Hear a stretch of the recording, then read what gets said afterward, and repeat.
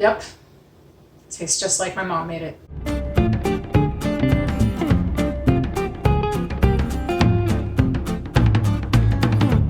Welcome to Mixing It Up with Maria. I'm Maria. Welcome to my apartment and to my kitchen. Today we are going to be making Avgolemono soup, also known as Greek Easter soup. It's a really simple meal, but it is honestly one of my favorite parts of Easter. I look forward to it every single year. It's also a staple that you might find at some Greek tavernas or restaurants, or even diners. My friends have asked me for this recipe, so I said, okay, why not? So let's get started. You're gonna need a couple of things for this recipe. To start, you'll need lamb bones. Bones are generally really good for making broth. You could in fact save them. These bones actually come from the leg of lamb that I'm going to cook on Easter itself. So I had the butcher debone my lamb and then set these aside. This is about close to 3 pounds. So I'm going to use these bones. I'm also going to put them in this pot. We're going to fill it up with water, and then we are going to cook it for many hours. Okay, we got a nice high flame going. And now we're just going to let this sit here and boil for a while. This is about 15 minutes and the water is getting really red and murky. It's also, there's all this like foam, you know, that's floating to the top. That's fine. We're eventually going to skim that off. Right now we're just going to leave it, but you know, the longer you leave this boiling, you do want it to go to a whole boil, the better it's going to be.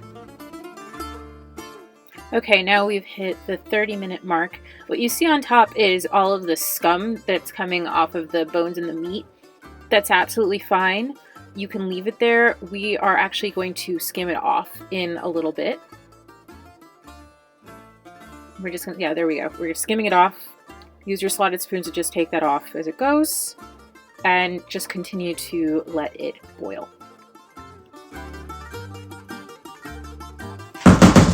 It smells wonderful. You guys can't smell it, but believe me, it smells delicious. We are really getting there, and look at the state of the meat. So here's like what's left of the bones. Got some of the meat on here that seems like it's cooked, which is great. I mean, honestly, you do want ideally a little bit of meat that's still on the bones. And you're not going to be adding any water or anything during the course of it boiling because you just really want it to get nice and concentrated. I mean, we still have, this liquid is still pretty clear, but it's all the fat that's rising to the surface. But yeah, I mean, this is going to be amazing. I'm going to keep letting this boil. Probably at least another half hour, if not an entire hour or more. So this has been going for 3 hours officially, and now I think it's time to take it off the stove and stick it in the fridge where it'll sit overnight. And then we're gonna do all the other work with the soup in the morning. So I'll see you then. All right, so it's now the next day. We are going to have a look at what our broth looks like. It is the moment of truth, but I'm pretty confident that it's gonna look pretty awesome. And then we're gonna do the most active part of our cooking. All right, so here's our fridge. Let's take a look and see. This is awesome. All right, I'm gonna take this guy out.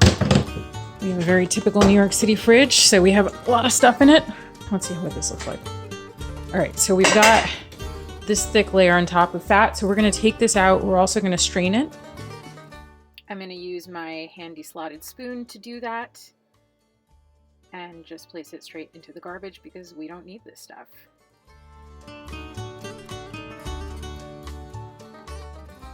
When you're done removing all of the fat from the surface, you are going to strain out the rest of the liquid to catch what other fat globules there might be, and also the bones and the meat that's falling into there.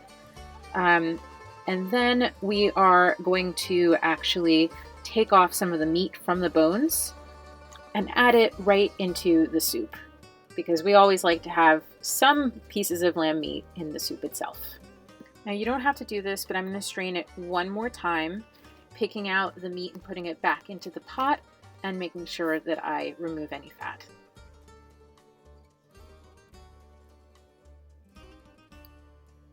When you're done with that, add the liquid back into the pot and set it on a low boil. For a final touch, add celery seeds. For the most active part of this recipe, we're going to take our separated whites and our yolks. We're going to beat the whites first until they get nice and stiff. Now, we're separating these two because we found that this actually prevents it from curdling as easily, which is a really big concern when you're making this recipe. Next, you're going to mix in your cornstarch with water and beat that really well until it's completely combined. It's going to be this nice milky substance.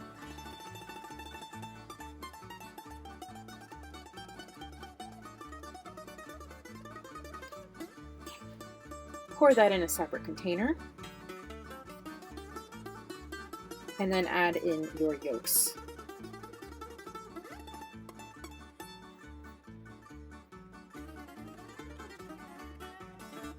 And your lemon juice. And beat that all as well. I'm using a quart container because it's easier, and also I'm going to use it again later in my recipe. Now add that mixture into the whites, beat it really nicely. Really nicely, there we go. And now I've added a touch of salt into my soup, which is warm, and I'm putting that into the quart container. And we'll see why in just a moment. Now I'm taking the broth and I am slowly introducing it into my egg mixture. Again, remember what I said about curdling? You don't want that. So we're going to be really gentle with this, and we're going to get this liquid into this sort of homeostasis so that it does not shock the eggs. So far, so good. Look at that. It's really creamy. Awesome. And now we are going to reintroduce this back into the rest of the broth. And then I'm going to mix it and introduce the rest of my mixture. And then my soup is all ready. All right, so we've got the final result. It looks creamy and beautiful. Let's see what the final taste is.